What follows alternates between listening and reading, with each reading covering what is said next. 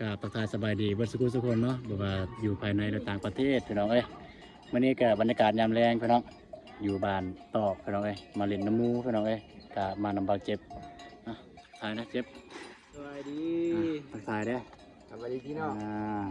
อันนี้คือมาลินน้ำเราพี่น้องเอ้ยแต่ว่าเมื่อกี้นี้ก็ได้ลมกันได้หยังนะแต่เราก็เคยเบิ่งทีมงานเฮาอันน่ะเพิ่นก็ว่าอยู่นี่ก็มีคนแบบต้องการคุ้มช่วยเหลือว่าซั่นซะอันน่ะว่าบ่มีที่อยู่อาศัยแล้วก็ที่สำคัญเป็นตาบอดพี่น้องเอ้ยความจริงเป็นแนวใดเฮายังบ่ฮู้แต่ว่าสิไปเบิ่งตัวจริงเลยพี่น้องเอ้ยโอเคไปเบิ่งตัวจริงเลยพี่น้องเอ้ย ไป อ้าวทุกคนเลยตอนนี้เบาตูนแล้วก็เบาเจ็บมาหอดเพื่อนหลังนี้แล้วพี่น้องก็ตาม FC เพิ่นบอกพี่น้องเอ้ยก็สิเข้าไปถามแล้วก็สิเบิ่ง สบายดี อันนี้เป็นเฮือนของเพิ่นอยู่พี่น้องเอ้ยแต่ก็รายละเอียดเป็นจะได้แล้วก็สิเข้าไปถามนี่ผู้อยู่นี่เลยพี่น้องเอ้ย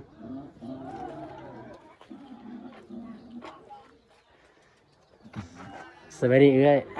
สบายดี โดยเอ้ยมาเฮ็ดหยังเนี่ยจะเอาขออนุญาตติดไมค์ให้ได้ขออนุญาตเด้อ ว่าดังๆเลยเพื่อนแล้วว่าเขาว่าแง่งได้ปะ แค่ อันนี้กับอันนั้นปากคอย โอ้เป็นป่าอย่าบอก เออ ปกตินี่เราอยู่คนเดียวปะ คนเดียว โอ้ อ้าวแล้ว ลูกหลานเราไปใส่ บ่มี ลูกหลานบ่มี บ่มี เอาแต่ละมือเรากินน้ำไผ่ อันนั้นเขาคนอื่นมาให้ซอยเขา เออ ก็คือคนอยู่ในบ้าน บางเทื่อก็มีเขาไปให้เขาบางเถื่อกับบ่บางเถื่อกับมันอด ก็คือคนอยู่ในบ้านเนี่ยมาซอย เออ บ่แม่นพี่น้องก็มาซอยได้บ่แล้ววันใดเดี๋ยวนี้ เด็บเขามาซอยให้เขาหน่อยนึงนี่สำนี้ อ่า บางเถื่อกับมันบ่ได้กินเขา อ่า บางเถื่อกับมันอด ส่วนหลายในข้าวซอยแบบเป็นอีสานเป็นข้าวสุกพอแล้วว่าเขา เขาสุก อ๋อ เพิ่นน่ะบ่เป็นเห็ดกิน อ๋อ เป็นอย่างตาบอดเนาะ ตาบอด ตาบอดอยู่คนเดียวพี่น้อง เออ เพิ่นเป็นแต่ดนเหรอบ่ โดน แต่น้อยบ่ บอดตอน ก็จะแค่คนมา ครัวมันตายเห็นยังอัน เอ นั้น อ เห็นหุงบัดครัวมันตายเห็นจริงบ่เห็นหุงเลยถ้าของฮอตเดี๋ยวนี้ โอ้เนาะ ไปบ่เป็นแต่มันอยู่ประตูกระบูนนั่นนี่นั่นแหละ บ่เห็นหุ่งเลยบ่เห็นพอดีเลยบ่แม่ บ่เห็น บ่เห็นเลยเนาะ บ่เห็นเล เจ็บ ย แพงเจ็บหนักเจ็บ นี่พี่น้องเอ้ย โต เนาะ เจ็บหนัก อืม พี่น้องเอ้ กลาง ย คืนก็เวียนเขาหาย เออ มันหายมันหอมมันเจ็บถึงยินเจ็บแผลเจ็บหนักกินกูบด แสดงว่าตะกี้เนี่ยเพิ่นเนี่ยมีแบบเคยมีครอบครัวเนาะ แต่ เคยสร้างครอบครัว ยังครอบครัวเดี๋ยวนี้ครอบครัวเราตายครอบครัวเราคนตุ้ย คนตุ้ย เออ ไปได้เสีย เสีย ดนหรือว่า ดน ตั้งแต่เสีย ได้ว่า10 ปี โอ้ยจะกลัว กลัว ที่ โอ้ ตาย นับเป็น เราอยู่คนเดียวจักปีแล้วแม่เพิ่นอยู่คนเดียวจักปีแล้ว กระโดนเติบเติบเราอยู่อันนี้ก็เพื่อนนี่ก็คนอื่นเห็ดให้ อ๋อเฮือนในคนอื่นเฮ็ดให้ เออ แม่นเฮือนบ่เนี่ย แน่นอนนี่ แน่หน่อยซ้ำห้องน้ำพี่น้องเอ้ย ก็มืดสนิทละก็สวยละหั่น ตัวอย่างว่ามือใดแบบว่าบ่มีคนเอามาให้นะเพิ่นสิกินน้ำไผ บ่มีน้ำไผอดเอานั่น อดเอาต้นนี้หิวบ่แม่หิวบ่ เลี้ยวเข้าแหละ หิวข้าวโอ้ย ถามมันเพิ่นจะกินหยังตอนนี้ อยากจะกินหยังแม่ ก็กินกาแฟก็กินข้าวกินหลายชนิด โอ้ อยากกินแนวหวาน ไข่มักบ่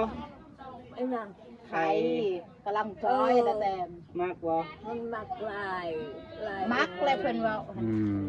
วัวกล้วยก็อยากกินหมูไก่ อ๋อ ก็อยากกิน พี่น้องเอ้ย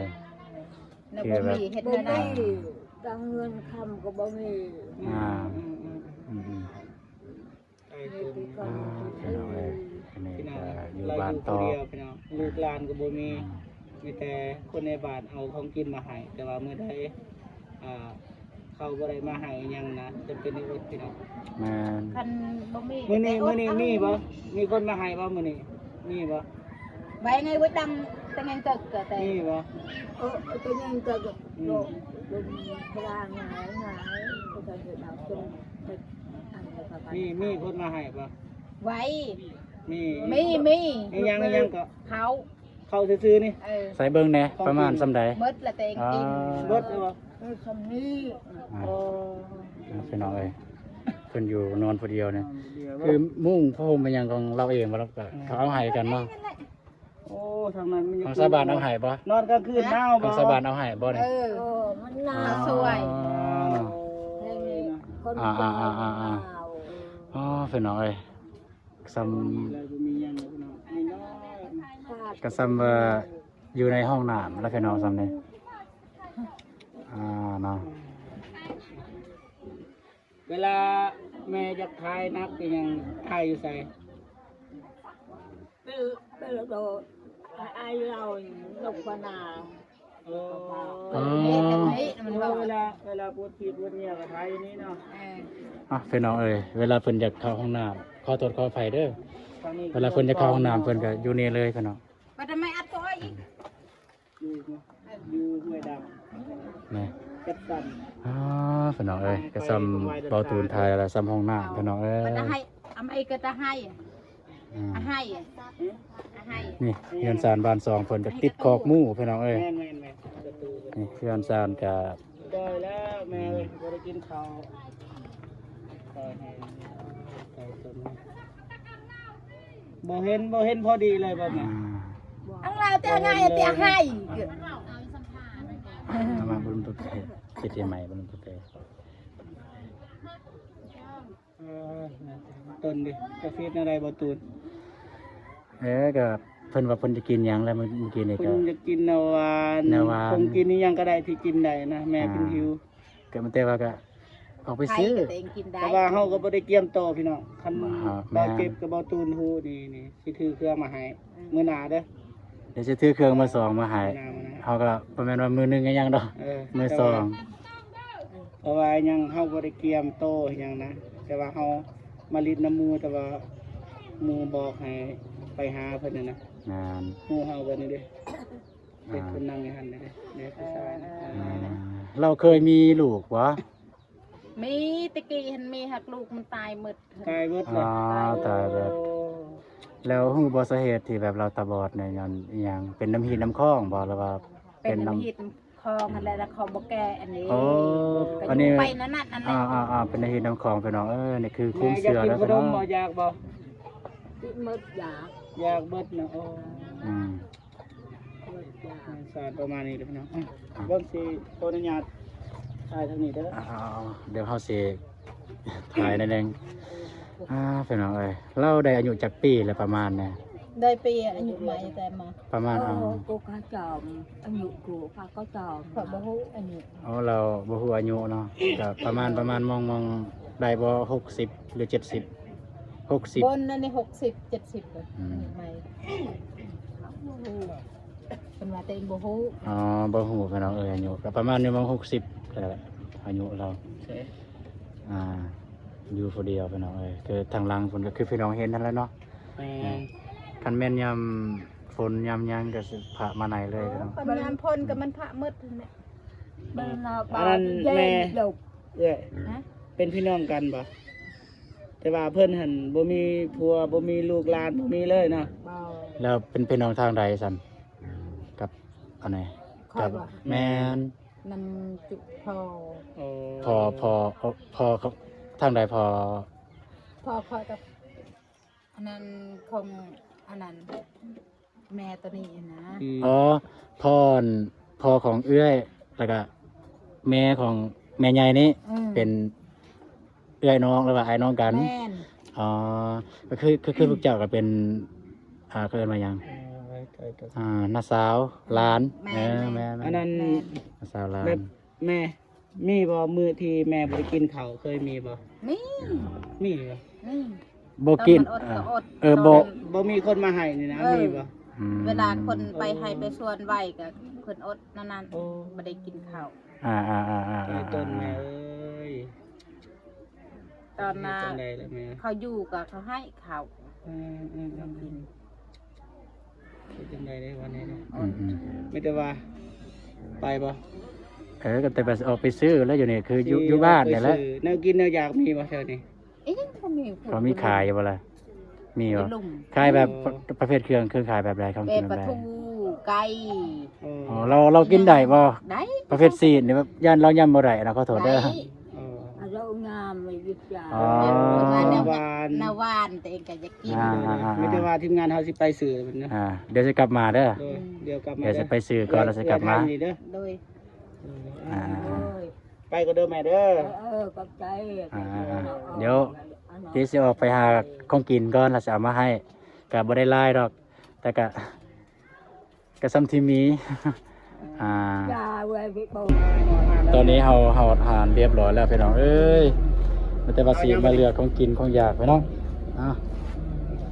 อ้าวมีปลาทูมีตีนไก่มี แม่เพิ่นสิกินอันนี้นี่เพิ่นสิกินได้อันนี้นี่อันนี้ได้ ก็ตัวนั้นแหละเปิดเบิ่งหันไปเนี่ย มาพี่จะฟังเพิ่นว่าซื้อหยังก็ได้ ที่แบบว่าปะดนๆนะ อ๋อก็ประเภทน้ำหวานแล้วเหลือกระซอยเขาละเพิ่งจะไปเลือกเอากระซอยจะเลือกของกินเลย ก็สิเหลือได้ พี่น้องเอ้ยคือแม่ใหญ่เมื่อกี้นี้ก็เบิ่งเราคือสิกินยังบ่ได้ดอกเพราะว่าแขวก็เกือบว่าบ่มีแล้วพี่น้องเอ้ย กินไก่ดังจะบ่รู้สึกยัง มันแต่ว่าสิเอาเล็กกระซอยพี่น้องมันแต่ว่าจะเอาเล็กกระซอย เอา นี่ ผมกินไปหาบ่เคยบ่ เฮ้ย สบายดีสบายดีไหมคะทักทายสบายดีแน่ สบายดี สบายดี แม่อันนั้นแม่เคยเอาของกินไปให้ แม่ขาไล่เครื่องเลยไล่มูลขาเลยมันถือเท่าใด 160 อันนี้เท่าไหร่นี่ 10พัน ฮะ 10พัน 60 แสนสี่ แสนสี่จากก่อนเจ็บมันทุกคนเอ้ยสำหรับเครื่องของเขาก็ซื้อเรียบร้อยแล้วกระจายเรียบร้อยแล้วแต่ว่าสิกลับไปหาแม่ใหญ่คือเก่าพี่น้องโอเคเจอกันญี่ปุ่นเลยโอเคทุกคนช่วยกินของเรียบร้อยแล้วพี่น้องกลับมาหอแล้วไม่ได้กินอย่างไรดีกินตัวนี้ บ่เห็นหุงคือเก่าแล้ว กินได้หรือเปล่า ไอ้ยัง แต่ว่าเจ็บลองแกะเลยเรากินทำนาน นั่งเลย เขาคนนั้นอยากนั่งได้ตรงนั้นได้ นั่งกันเลย เดี๋ยวเลย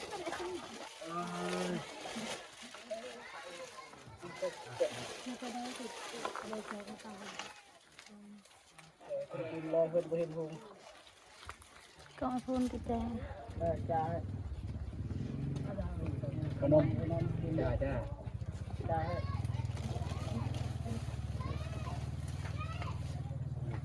มันอ่อยเลยกินกินกิน เวลาเราพวกเราไทย เคยกินอยู่ปะเคยมีจ้า เคยไหมจ้าได้ไงแต่มา เราเคยมาทำงาน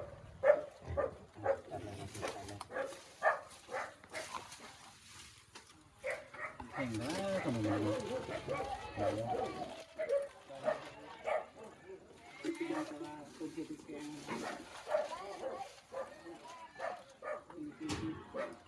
ี่น้องเลยโอเค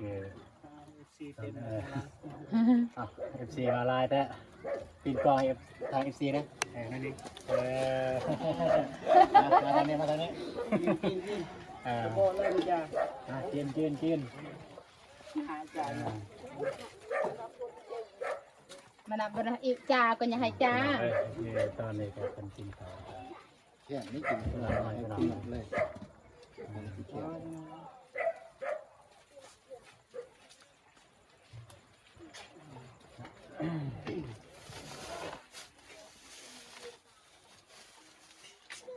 เขียนคอได้กิน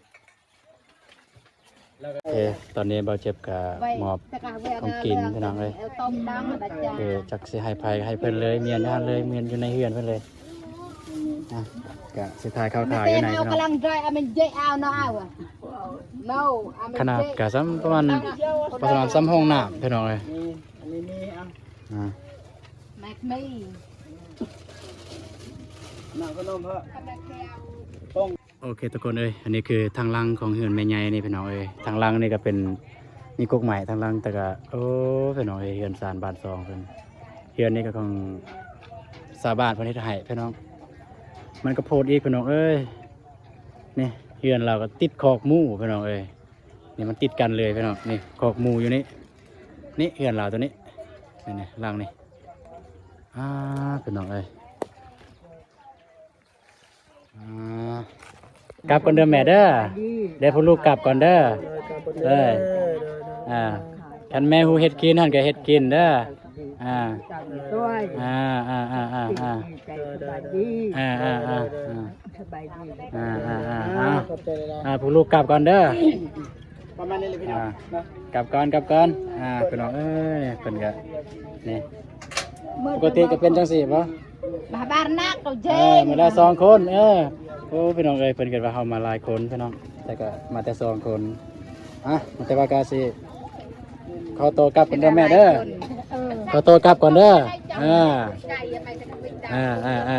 สู้ๆเด้ออย่าคิดร้ายใจ โดย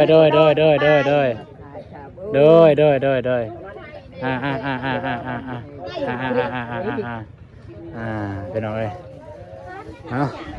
พี่น้องเอ้ย สำหรับคืนนี้ขอกล่าวว่าสบายดี ทักทายนะ สบายดีเด้อต้นนี้ โอเคทุกคนคือเขาถ่ายเมื่อกี้ในมันอยู่เบื้องนี้พี่น้องแต่ว่าอยู่เบื้องนั้นเนี่ยมันลุกหมดแล้วพี่น้องเอ้ยนี่อันนี้ก็คือคอกหมูอยู่นี่หมูขี่ใส่เหนียวอยู่บนนี้เลย พี่น้องเอ้ย